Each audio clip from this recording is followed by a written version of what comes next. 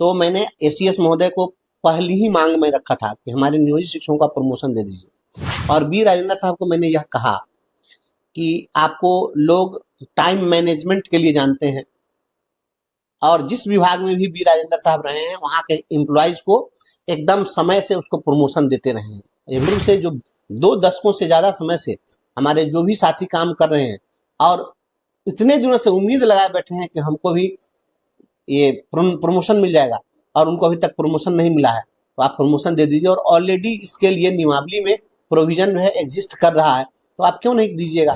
तो उन्होंने कहा कि हम सकारात्मक उनका आश्वासन है, और उन्होंने कहा कि आप जो कुछ भी हम जितने भी ग्रीवांसेस दिए हैं, उन्होंने कहा कि मैं रिटर्न रिप्लाई करूंगा, लिखित रूप से मैं आपको जवाब दूंगा, और सब पर सकारात्मक बात उन्होंने कही और थी। वैसे नियोजित शिक्षक जो राज्य में 77,000 बच चुके हैं, वैसे शिक्षकों का जो 12 वर्षीय सालबद्ध प्रोन्नति का लाभ है वो कब तक मिलने की होगा? उम्मीद? देखिए कब तक होगा, हम कोई कार्यपालिका के पार्ट होते तो आपको बताते।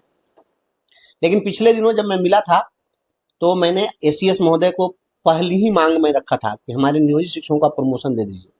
और बी राजेंद्र साहब को मैंने यह कहा कि आपको लोग टाइम मैनेजमेंट के लिए जानते हैं, और जिस विभाग में भी बी राजेंद्र साहब रहे हैं वहाँ के एम्प्लॉयज को एकदम समय से उसको प्रमोशन देते रहे हैं। ये भी जनरल एडमिनिस्ट्रेशन डिपार्टमेंट में थे, वहाँ सबको प्रमोशन उन्होंने दिया।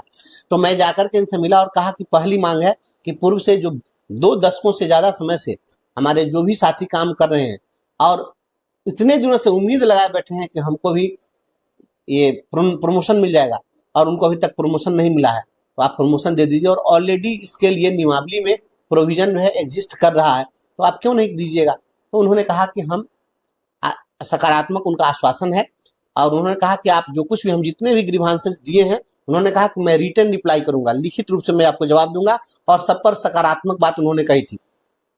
एक चीज चूंकि मैंने यह महसूस किया था कि कभी भी ऑन गोइंग मूवमेंट के समय किसी भी इशू को लेकर के और कोई भी कर्मचारी संवर्ग अगर कंटिन्यू आंदोलन अगर चला रहा है, तो ऑन गोइंग मूवमेंट के समय में वर्तमान मुख्यमंत्री नीतीश कुमार जी ने कभी कोई घोषणा नहीं की है, ये इनका इतिहास रहा।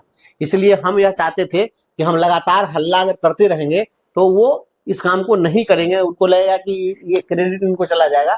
इसलिए हम कुछ दिन मौन रहना स्वीकार किए कि ज्यादा बोलने से अगर काम बिगड़ जाए तो क्या जरूरत है बोलने का।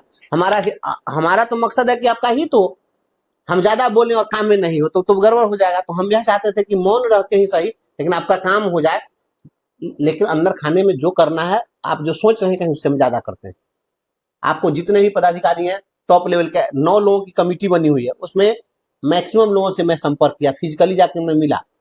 अब पहले वाली बात नहीं है कि हम जा करके और किसी पदाधिकारी के पास जाके फोटो खिंचा के हम डालेंगे, क्योंकि हम आज के डेट में विधायक हैं, प्रोटोकॉल में चीफ सेक्रेटरी से भी विधायक ऊपर होते हैं, तो ऐसी स्थिति में हम उनके साथ फोटो खिंचा के नहीं डालेंगे।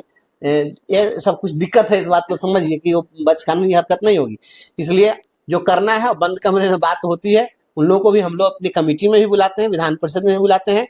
नई सरकार का फॉर्मेशन होने दीजिए, और आप देखिएगा। अभी तो हम पहली बार हाउस में एंट्री मारे, पहली बार हम गए तो सदन में बहुत सारी चीज सीखने को मिला कि पहले क्या करना है, कौन सा क्वेश्चन कब उठाना है, ध्यानाकर्षण क्या होता है, शून्यकाल क्या होता है, तो ये सारी चीज को हम समझे। तो अगले बार आप देखिएगा कि हम और बेहतर से बेहतर जो कर सकते हैं वो करने की कोशिश करेंगे।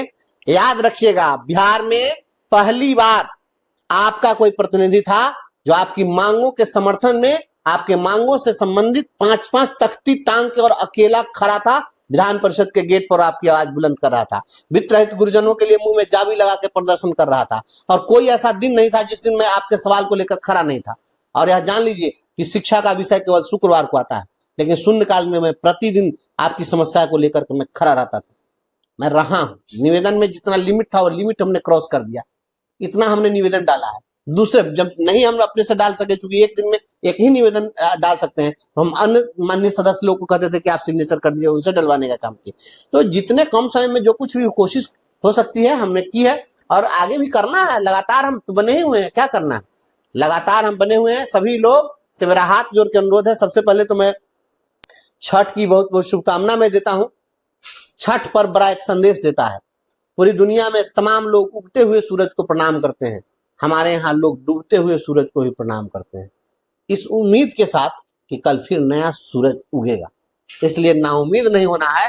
नाउम्मीद होने का जब वक्त आए तो फिर उम्मीद के नए सवेरा के आशा के साथ हमें निश्चित रूप से डूबते हुए सूरज को भी प्रणाम करना है। इसलिए चिंता नहीं करिए, इतना नाउम्मीद नहीं होना है, सब कुछ होगा।